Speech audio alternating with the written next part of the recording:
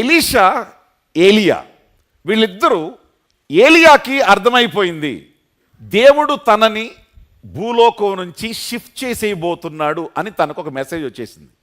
పరిశుద్ధులకు, దేవునితో కనెక్షన్ ఉన్న వారికి వాళ్ళ జీవితంలోనికి రాబోయేటువంటి విషయాలు దేవుడు ముందే ప్రత్యక్షపరుస్తారు, తెలియచేస్తారు. Because you are connected to God. దేవుని మదిలోనికి వచ్చింది, దేవుని మనసుతో నువ్వు కనెక్ట్ అయి ఉన్నావు కాబట్టి మనసులో ఉన్నది నీ ఖచ్చితంగా ట్రాన్స్ఫర్ అవ్వాల్సిందే. If you are connected to God, అది కలల ద్వారా కానీ, దర్శనం ద్వారా కానీ, ప్రవచనం ద్వారా కానీ, వాక్యం ద్వారా కానీ, నీ మనసులో పరిశుద్ధాత్మ నీతో చెప్పిన దాని ద్వారా కానీ రాబోయే విషయం, జరగబోయే విషయం ఖచ్చితంగా కొన్నిసార్లు మనకు తెలిసిపోతాయి. కారణం ఏమిటంటే దేవునితో కనెక్షన్లో ఉన్న వారికి ఇది ఖచ్చితంగా జరిగేటువంటి పని. ఏలియాకు ఉన్నటువంటి గ్రేస్ ఏమిటంటే ఆయనకు ఒక కృప అనుగ్రహించబడింది. దేవుడు నిన్ను భూమి మీద నుంచి హెవెన్కి లిఫ్ట్ చేసేయబోతున్నాడు అనే సంగతి ఆయనకు వచ్చేసింది.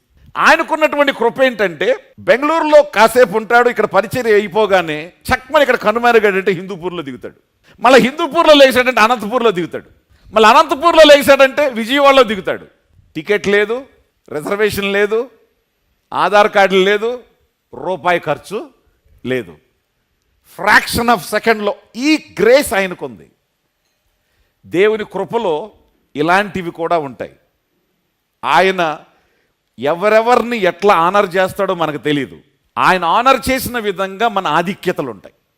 నీ ఆధిక్యతను చూసుకున్నప్పుడు, నీ కెపాసిటీస్ని చూసుకున్నప్పుడు, నీ వే ఆఫ్ దీవెన చూసుకున్నప్పుడు నువ్వు గుర్తుంచుకోవాల్సింది ఏంటంటే, ఈ విధంగా నా దేవుడు నన్ను ఆనర్ చేస్తున్నాడా, ఈ విధంగా నా దేవుడు నన్ను ట్రీట్ చేస్తున్నాడా అని మీ జీవితంలో మీరు ప్రభు విషయంలో మీరు గుర్తుపెట్టుకోవాల్సినటువంటి విషయం. సో ఆయనకు ఉన్నటువంటి ఎక్స్క్లూజివ్ గ్రేస్ ఏమిటంటే ఈ విధంగా ట్రావెల్ చేయడం. ఆయన అనుకున్నాడు, ఇప్పుడు ఈయన భూమి మీద కనుమరుగైపోయి ఎక్కడ ఎపేర్ అవ్వబోతున్నాడు? హెవెన్లో ఎపేర్ అవ్వబోతున్నాడు. ఈ సంగతి ఆయన చెప్పేశాడు. శిష్యులందరికీ తెలిసిపోయింది, ఎలీషాకు కూడా తెలిసింది. ఎలీషా ఆయన దగ్గరకు వచ్చి అంటున్నాడు, ఆయన దగ్గరకు వచ్చి కూర్చున్నాడు. ఏలియా చెప్పాడు, లెట్స్ గో టు గిల్గాల్. గిల్గాలు అనే స్థలానికి వెళదామన్నాడు. గిల్గాలు దగ్గరకు వచ్చారు. అక్కడ ఉన్న ఆ శిష్యుల సమాజాన్ని చూపించాడు, అక్కడ ఉన్నటువంటి బైబిల్ కాలేజ్ చూపించాడు, అక్కడ ఉన్నటువంటి అన్నీ చూపించాడు. ఆయన అన్నాడు, నా తర్వాత నువ్వు ఉండేది నువ్వే కాబట్టి ఇక్కడ ఉండి వీటంతటిని జాగ్రత్తగా చూసుకో అన్నాడు. అప్పుడు ఎలీషా అన్నాడు, యెహోవా జీవముతోడు నేను నిన్ను విడువను అన్నాడు. ఎక్కడికి వస్తావు? నాలాగా ఎగిరిపోతావా నువ్వు? ఏవన్నా కానీ నేను నిన్ను విడువను. కొన్ని పర్మనెంట్ బ్లెస్సింగ్స్ పొందేది ఎవరో తెలుసా? వదిలేసేవాళ్ళు కాదు. దేవుణ్ణి వదిలేసేవాళ్ళు, ప్రార్థనని వదిలేసేవాళ్ళు, చర్చిని వదిలేసేవాళ్ళు, ఆత్మీయతను వదిలేసేవాళ్ళు, దేవుని మీద అలిగేవాళ్ళు దేవుడు ఇచ్చే దీవెనలు పొందలేరు.